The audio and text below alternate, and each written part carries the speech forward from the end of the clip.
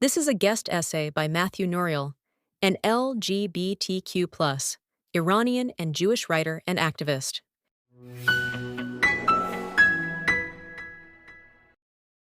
When I was growing up in London, I attended Orthodox Jewish day school, where Ashkenazi culture shaped nearly every aspect of Jewish life. I was one of just a few Mizrahi kids, and I have distinct memories of being looked at as an other. My food was different. The way my family celebrated holidays was different. Even the Jewish studies curriculum, whether it was history or Torah, reflected a tradition that felt unfamiliar. The way we prayed in school, the melodies and pronunciations, felt foreign, though I didn't fully understand why until much later. I never truly felt like I belonged. There were many reasons for that feeling, and being Iranian in that environment was one of them. The fact that I was also clearly gay was another, though that's a story for another article. But the result was the same. I was made to feel that my identity was somehow outside the boundaries of what it meant to be a normal Jew. Recently, I participated in the Jewish Federations of North America and Leading Edge's J-Pro conference, representing Jews indigenous to the Middle East and North Africa, where I serve as Director of Community Outreach. We presented a session and were asked to lead a trivia game to engage participants and introduce them to Sephardic and Mizrahi Jewish heritage. I reimagined the game, previously used in Hillel houses nationwide for over a decade, and titled it, "How Well Do You Know Your Jewish History?" Because this isn't just my history, or the history of Jews indigenous to the Middle East and North Africa. It's our shared Jewish history, and while the game was lively and the energy was positive, it quickly became clear that most attendees didn't know the answers to even some of the most basic questions about Mizrahi and Sephardic Jews. That's not a critique of those individuals. It's a reflection of a much larger gap in Jewish education. Shortly after I spoke at the closing plenary of the SRE Belonging Summit in Baltimore, I shared my story and spoke about the need to expand our understanding of what it means to be Jewish. I urged us to stop seeing the histories of Jews whose diaspora experiences were in places where our own ancestors did not live as separate or peripheral. I spoke about the nation of Israel, our identity as one people, and how we cannot be truly unified unless we recognize one another's stories as part of our own. After my talk, quite a few attendees came up to thank me, not just for what I said about Mizrahi history, but for speaking about the nation of Israel and about how we can better be unified as one people. There was a shared recognition in that room that while the need to name and explore our differences is vital, we must never forget that what divides us should never be greater than what binds us. Being the nation of Israel, one people, one nation, doesn't mean flattening out our diverse histories and subcultures. It means incorporating them, honoring them. True unity comes not from sameness, but from shared recognition. It might feel good to say it, but saying it is not enough. It must be put into action. In school, I learned about the Holocaust, the pogroms of Eastern Europe, and to a lesser extent, the Spanish Inquisition. These were powerful, formative stories, deeply important, and ones I understood to be part of our collective Jewish memory. But I never saw the stories of Jews like my ancestors, of Iranian Jews, Yemenite Jews, even Babylonian Jews, reflected in the curriculum. I never questioned whether the European Jewish stories belonged to me.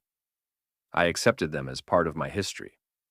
Yet absence of my family's experiences from the Middle East made it feel like our story didn't count, as though it existed outside the boundaries of real Jewish history.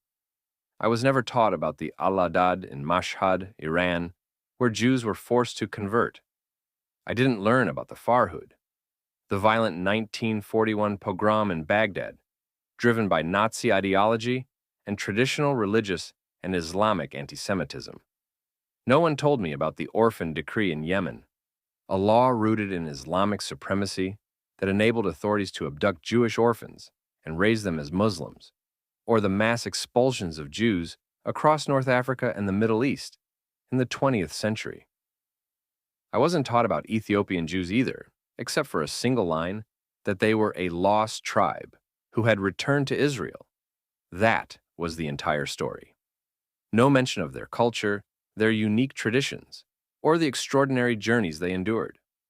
And I had no idea there were Jewish communities in places like China, India, Greece, or Afghanistan. No one ever explained how they got there, how they sustained Jewish life across centuries. Why wasn't this ever part of the curriculum? These aren't fringe stories. These are essential chapters in the Jewish story. To understand the Jewish people, to understand Israel, we must understand these histories. Jewish identity is vast. It spans geography, culture, language, and experience. And yet we are still so often taught only a narrow slice of it. These stories aren't just Mizrahi or Sephardic or Ethiopian stories. They are Jewish stories. They are your stories. Just as the stories of Auschwitz and the mass shootings at Babin Yar are mine. We are one people, and our histories belong to all of us. That's the message we ought to embrace. My family's history is yours. Your heritage is mine. We are each other's story. Too often, Jewish history is presented in fragments. But Judaism is not just a set of beliefs. It is a shared identity, memory, and future. Jewish history does not begin and end in Europe. It stretches from Baghdad to Berlin, from Tehran to Warsaw, from Addis Ababa to Kiev to Kochi, Kaifeng, and Thessaloniki. This is the work I do at Jews Indigenous to the Middle East and North Africa. We're committed to preserving and achieving recognition for the history, heritage, and rights of Jews from the Middle East and North Africa regions. Our Sephardic Toolkit, available free at sepharditoolkit.org, has already been adopted by schools, and even some university and college professors have used it in their classrooms. Through our Speakers Bureau, survivors of the Farhud and other anti-Jewish riots share their first-hand stories. Our Sephardic Leaders Fellowship welcomes all Jews, including Ashkenazi Jews, because this work is not just for Mizrahim, it's for all of us. These are real successes, but they are just the beginning. Building an inclusive Jewish communal ecosystem where every Jew sees their history reflected and taught is the goal. And we still have a long way to go. Mizrahi and Sephardic history must not be relegated to the margins. They must be embedded into the center. Because until we see each other's stories as our stories, we will remain fragmented. And that fragmentation weakens us. It also blinds us. Perhaps if these histories were widely taught, our students would be better equipped to push back against the erasure and disinformation that plagues not only Middle Eastern studies departments, but social studies, religious studies, and just about every other academic field. And not just at some universities at most. Perhaps if we embraced the full range of Jewish experience, we would have been better prepared to understand what happened on October 7th. That day was horrifying for all of us. But for many Mizrahi Jews, those whose families lived in Muslim-majority countries, it felt tragically familiar. We recognized the ideology. We understood the language. The same chants screamed during countless Islamic attacks on Jews across centuries. The sexual violence, the mutilation, the participation of civilian mobs. Our parents and grandparents had seen it before. This intergenerational memory is part of Jewish resilience. And it should have been part of our communal story all along. I always say, telling the Jewish story without including Mizrahi, Sephardic, and other global Jewish histories is like reading a book with half of its chapters missing.